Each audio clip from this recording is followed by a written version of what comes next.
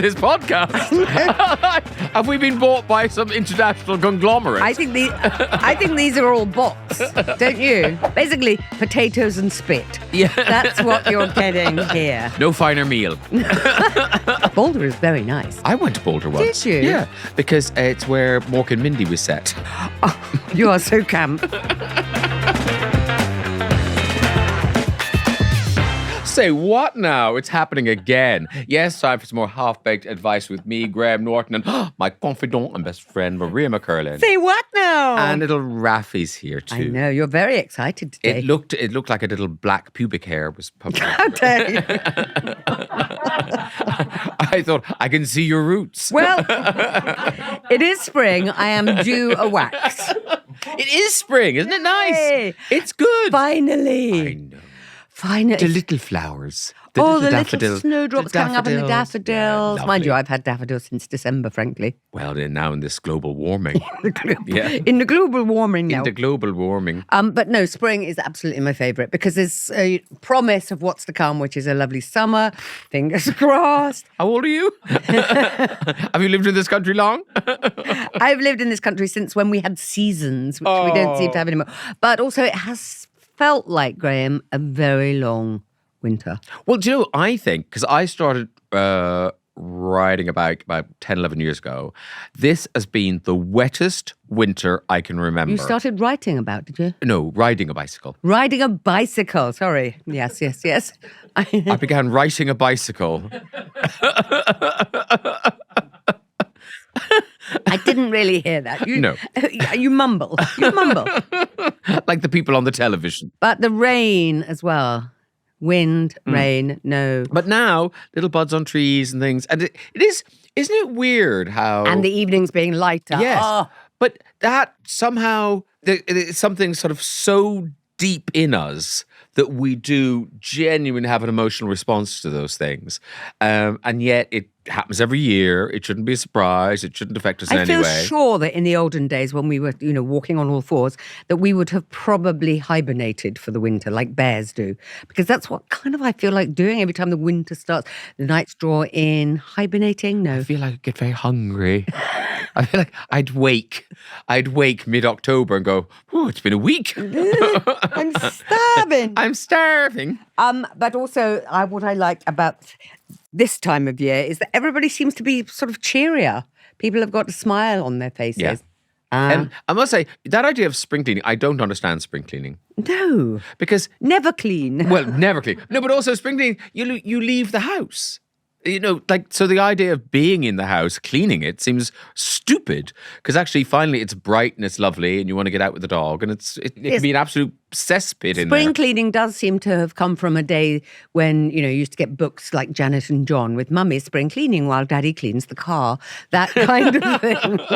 I remember I was getting a new car once and for some reason it was being delivered from Wales. I can't remember. And they drove up and they parked outside the office and my old car was there and they parked the new car and they said to me, oh, just out of interest, why are you changing your car? I went, oh, that one's dirty. And the poor man's little face, because he wasn't sure if I was joking. So he was like... You weren't joking. I was joking. But he didn't, he wasn't sure whether to think I was joking or not. So he's just like, okay. That's funny. That's funny. Please drive my dirty car away.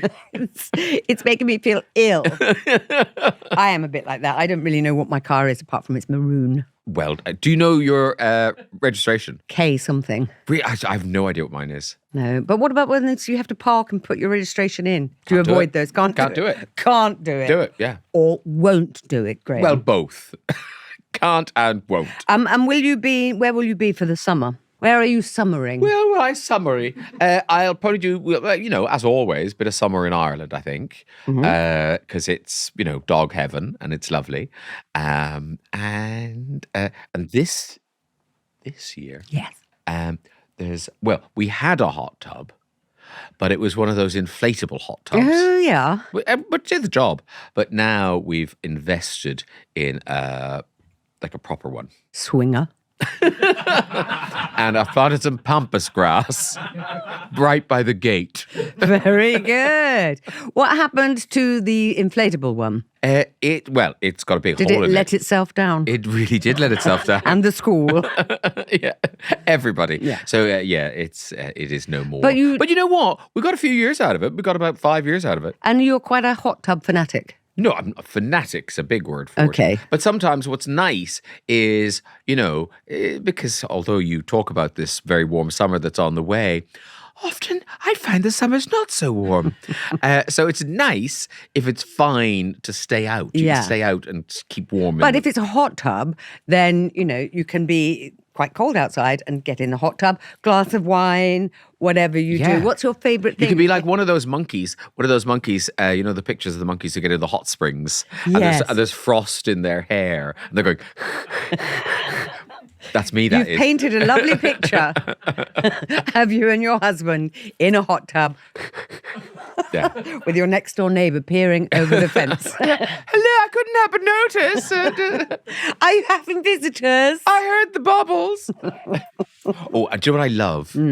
A plastic glass of wine that floats on top of the water. That's living. What have you done with That's Graham Norton? living, that what is. What have you done with Graham Norton? Well, no, because you can't bring glass into the hot tub. know. That way, madness lies. No, I know. It's an accident waiting to happen. I know. I'll have to drain the whole thing. What do you have to put in to keep it hygienic? Chemicals. Okay.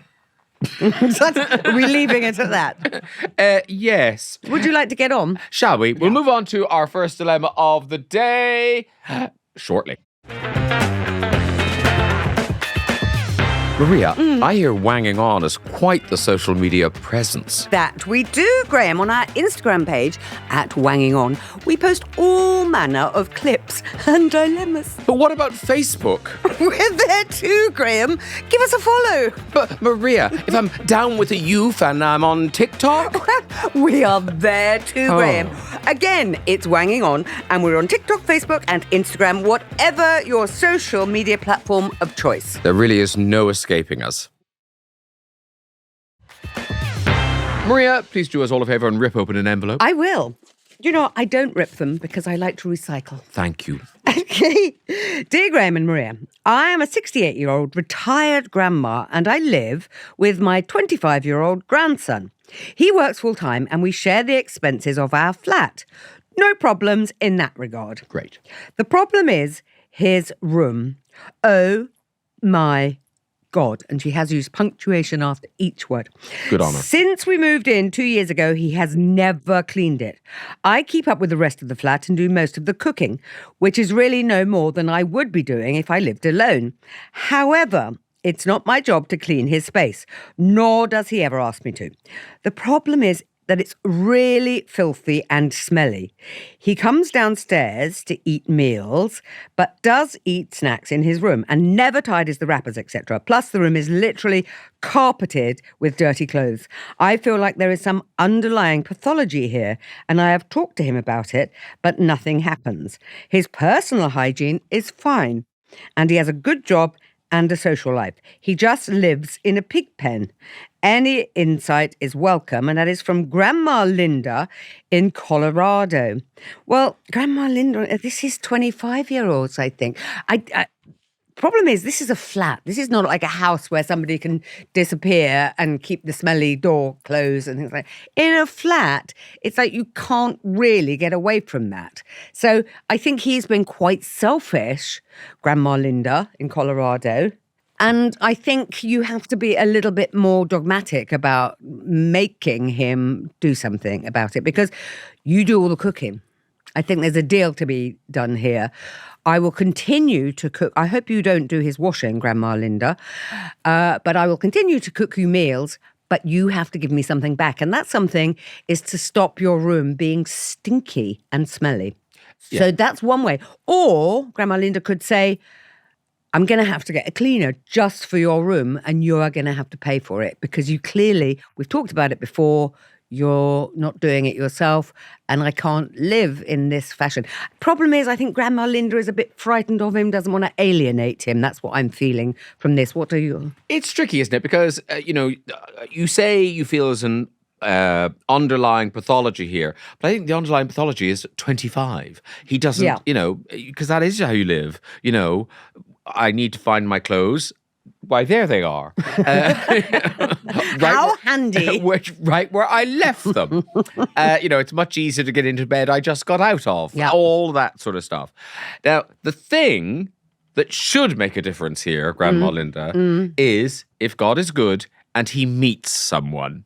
If there was something resembling a partner, a girlfriend, a boyfriend, something, I think that would buck his IDs up. But Grandma Linda has to wait for that moment. Yeah. Well, I think the thing is, Grandma Linda, you could just go, look, it's gotten too far now because, there's crumbs in there. I've started finding bugs, even if you haven't, just say you have.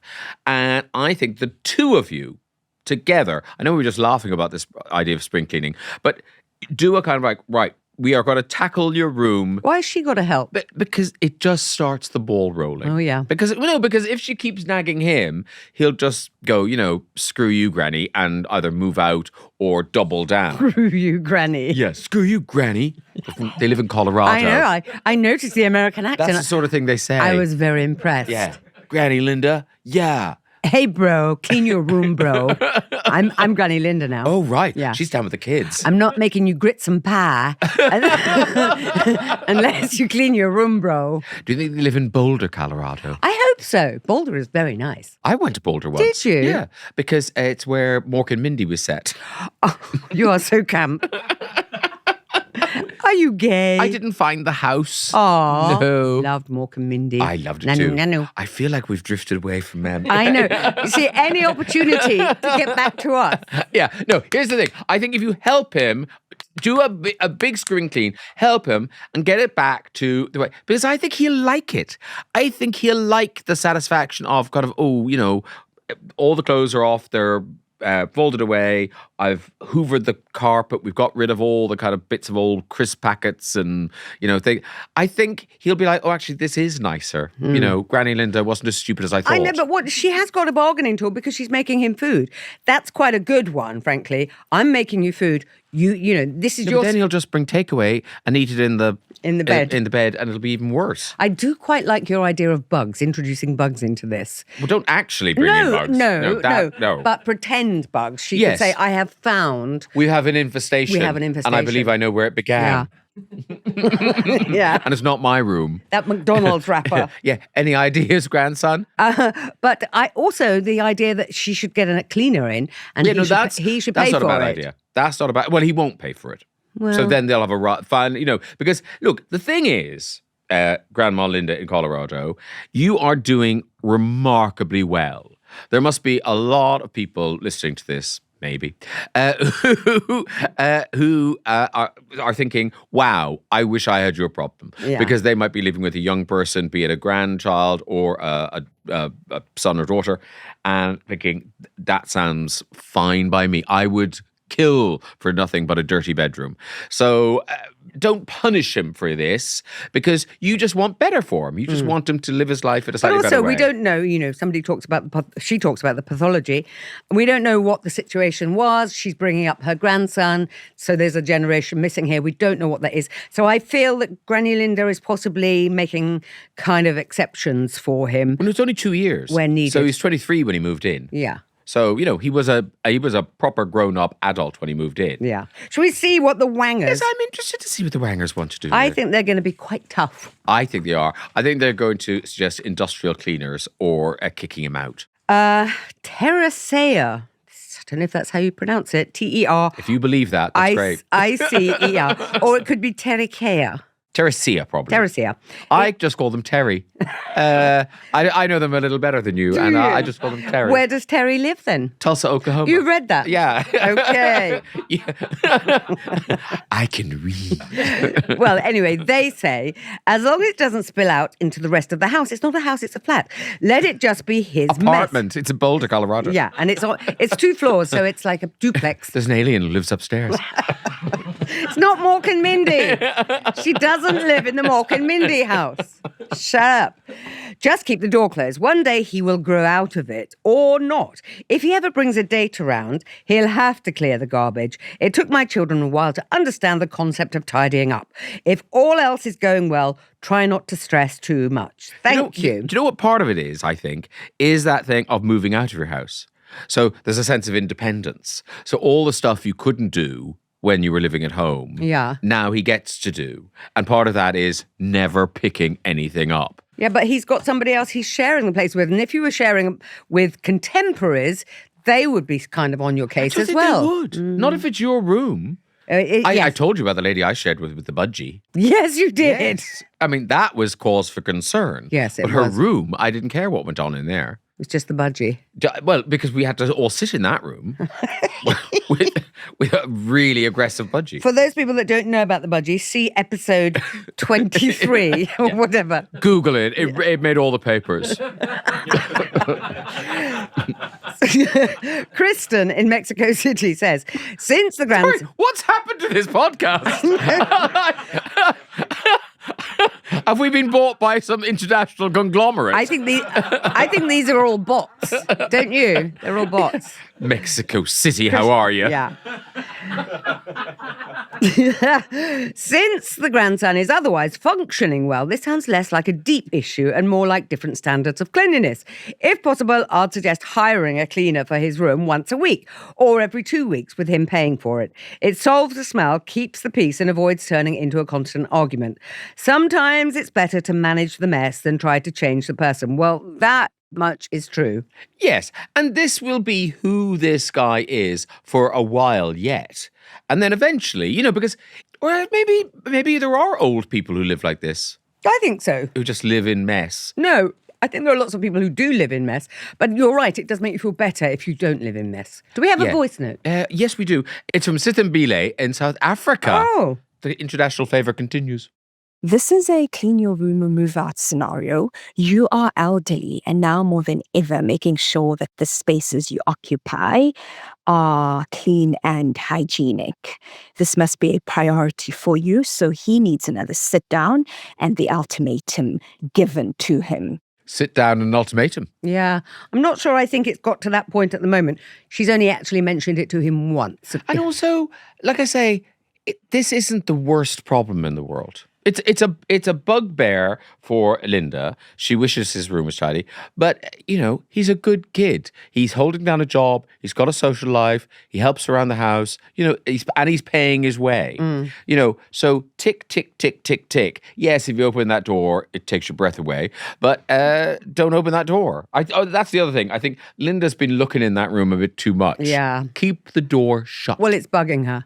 I mean, I have got a child who does a similar thing, and my hands are itching to get in there and fold things well. I know, you mustn't do it. You mustn't do it. You mustn't do it. Okay, Ellis says, if talking hasn't resolved the situation, then the grandma needs to go to the fishmongers, buy the stinkiest fish possible, cut it up and hide chunks around the room. The stench will be so bad and he won't know where it's coming from, so he'll be forced to give the room a deep clean. But sadly, Linda has to share the space. Yes, I feel like you've made the problem worse, Ellis, not better. You've introduced more smells. It's the opposite of help.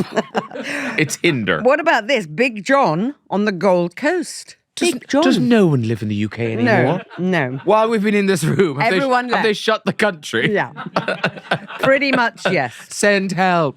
Big John on the Gold Coast says she could negotiate an agreement that she will be happy to keep cooking for him if he agrees to tidy his room daily. Are you Big John on the Gold Coast? I am.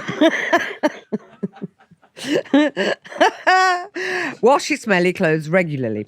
The lads love having meals cooked for them, or it would be fun to get an Army Basic Training Sergeant. Now you've gone too far, Big John. Army Basic Training Sergeant in early every morning to yell at him until he agrees to her terms. Wake up, slacker! Get out of bed now, you lazy maggot! If this room's not tidy in 5 minutes, you'll give me 50 push-ups, bro. Big John writes fiction, I believe. He's working on a novel. Well, Big John certainly knows where the capital button is on his typewriter. Caps lock is firmly engaged.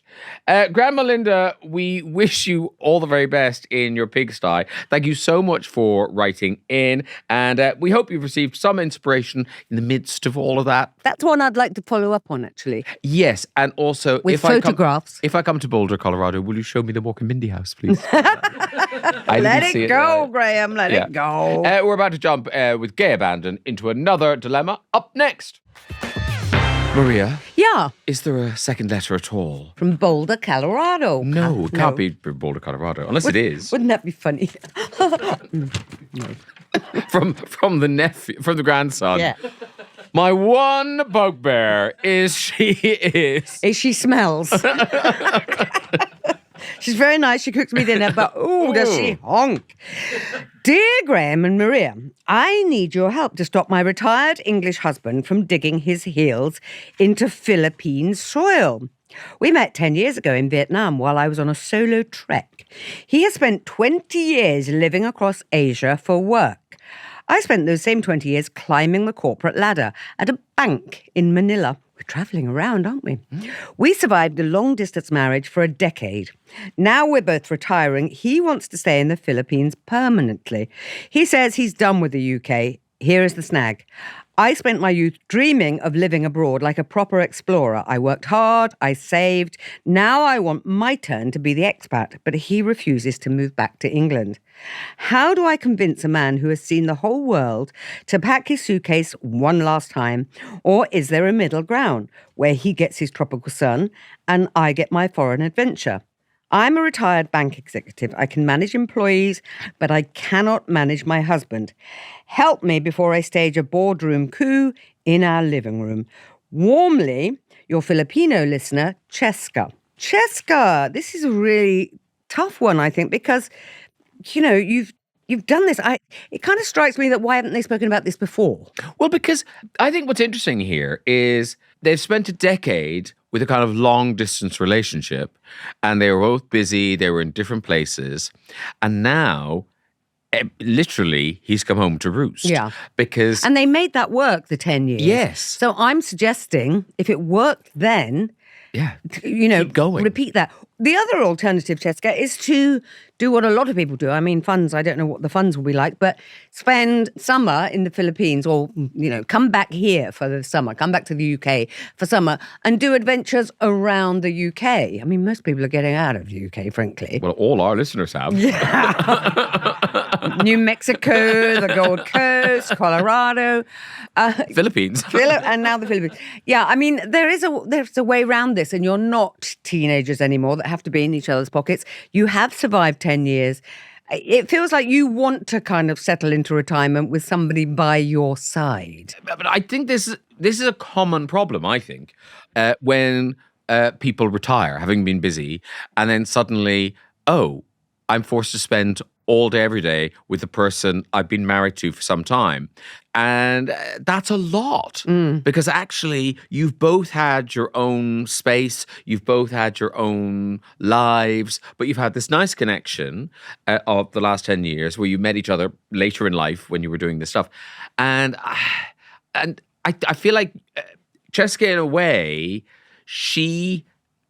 they both actually had a vision of what it was going to be like when they retired. Sadly, they don't share that vision.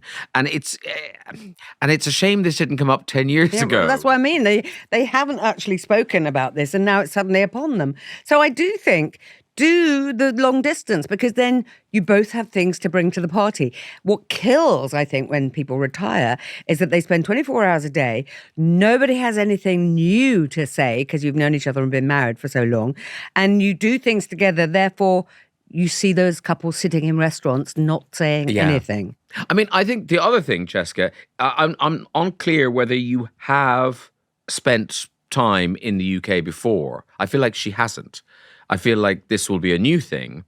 And so that's a big decision. You may not like it as much as you think you're going to.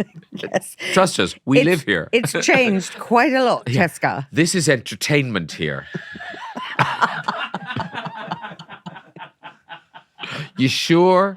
You sure you want to move here? No, but I think, hire a house for a couple of months. Yeah. Have an extended holiday here. That's what I'm saying. Travel around here. Get him to travel around here because probably he doesn't know very much about the Lake District or Scotland or Ireland. It's a big old place. Yeah, but it's quite empty as well. Yeah, but yes, it is now. But I think it's going to be the weather will be a shock to Cheska. The cost of living is going to be a shock to Cheska. What are we doing here, Graham? I know, really. Why are we still here?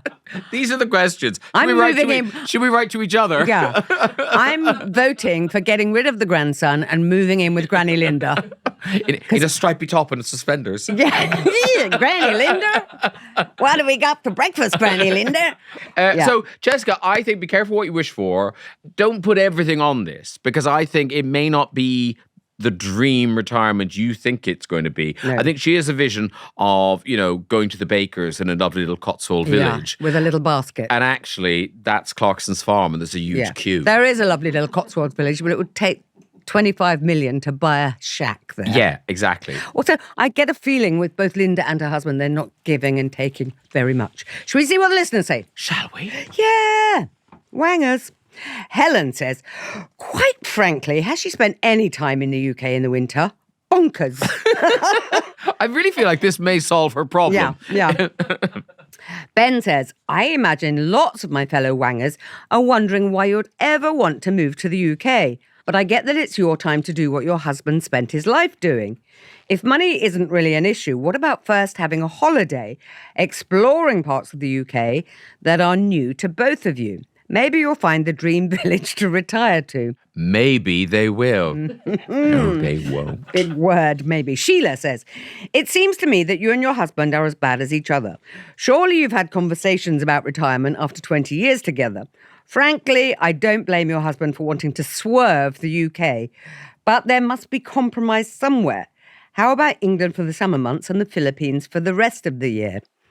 Kind of think we said that. Yes. I must say, can I just say, I feel like we are giving the UK a very bad rap here. Like, I like living here. I've chosen here. I left Ireland, and this is where I've made my life. And so it's not that bad. I know, but I'm quite liking the wangers. We're seeing where the wangers are coming from. I know, really. Linda, and in brackets, and Lily the I'll be sent packing in a minute. You will. Yeah, you go back to where you're from. The UK's version of ICE will be after you. Linda and Lily, the teacup poodle, says, Dear Boardroom Coup, you've already survived a long-distance relationship, so I think the answer is fairly obvious. Why don't you spend 6 months in England and 6 months in the Philippines? See, this is all good advice. What a very wise teacup poodle that is. Yes. Yeah. Exactly. Sally says, perhaps there is some middle ground. Could you persuade your husband to spend some time in the UK, say 5 years, to satisfy your desire to be an expat?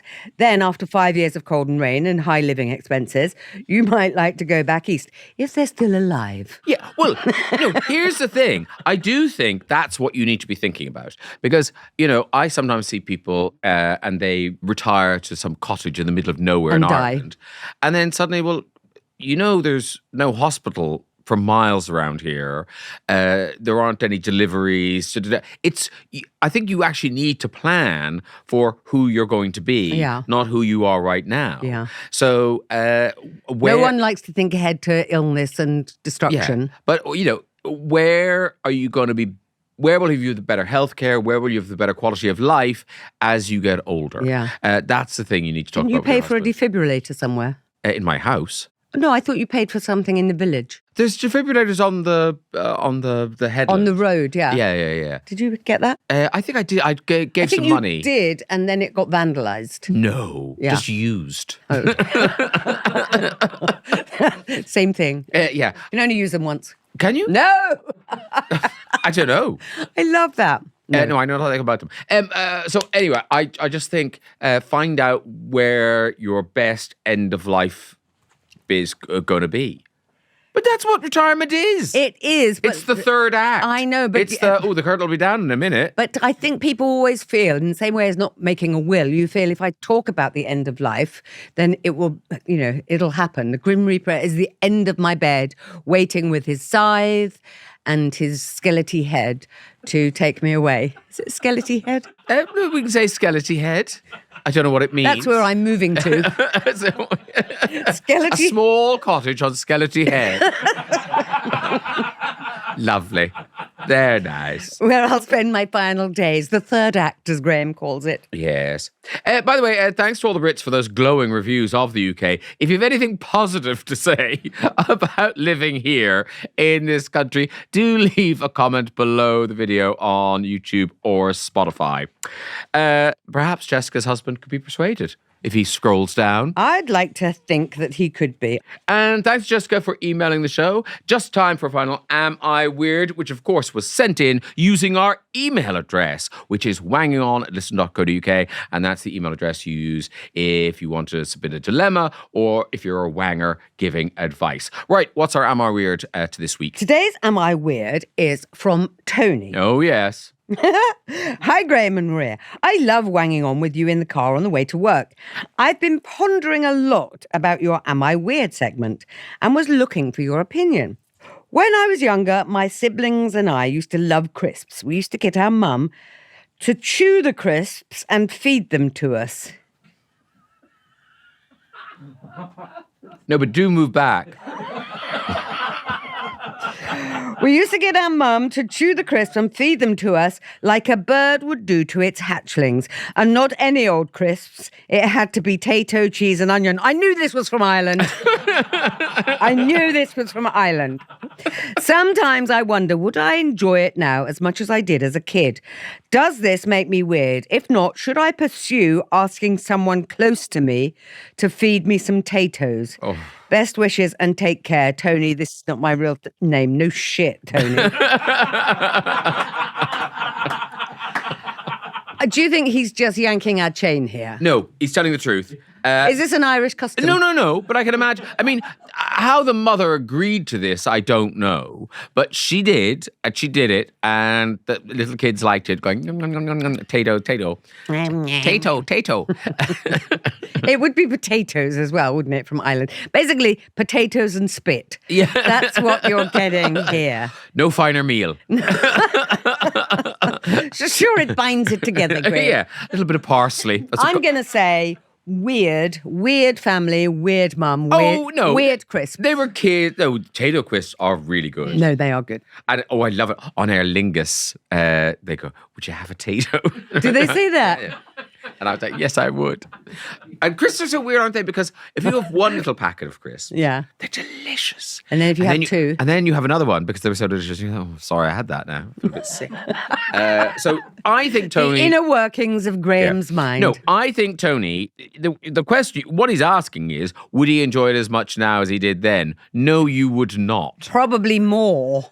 What, did you enjoy it more? Well, I think this is sort of a fetishy thing, isn't it? Oh, do you think he's going to get off on it? To have masticated food from somebody else's mouth that he's suggesting, I don't know, a neighbour?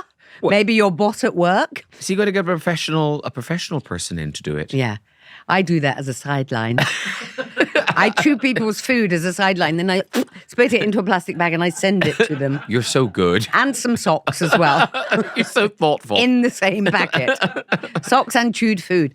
It's a specialist subject, but I am on top of it. Tony, if you can get someone to do this, I suggest you try it. Well, because we can't answer the question if he enjoyed it as much now as he did then. He loved it then. I think if you can get someone agree to chew a tato and spit it into your mouth, knock yourself out. I feel like this is something from The Word in the 1990s, where they used to get somebody to vomit and then drink it or something. Yeah, they used to get people to kiss grannies with no teeth in and stuff. It's really not nice. Tony, that's not your real name. I just think you should let this go and never speak of it again. Is the mother still alive, I wonder? I mean, the mother will deny all knowledge of this. If he brings it up at Christmas, she'll go, no, that never happened. That's a lie. No, she's right to do that. Yeah, no, she's right. Do you know, I think Tato Land shut down. No. Yeah. Why? I don't know. Mr. Potato couldn't hack it anymore. I don't know. Tato Land. Well, that was a big kind of draw, wasn't it? It was like Legoland, but for potatoes. So Irish, I'm sorry. Legoland, but for potatoes. You can't stack potatoes, Graham. It doesn't work. And with a toothpick. Oh, did they have television in the olden days for you? Yes, but it was a live stream of Tatoland. I would pay to watch that. Maria, I think we've wanged on enough for this week. I agree. Now, repeat after me. We are not experts. We are not experts. Thank you. If you need genuine help, please seek it out from the proper channels. There's more on our Instagram at Wanging On. Wanging On with Graham and Maria is a Listen production, and we'll see you again next week. Goodbye. Bye. Ooh.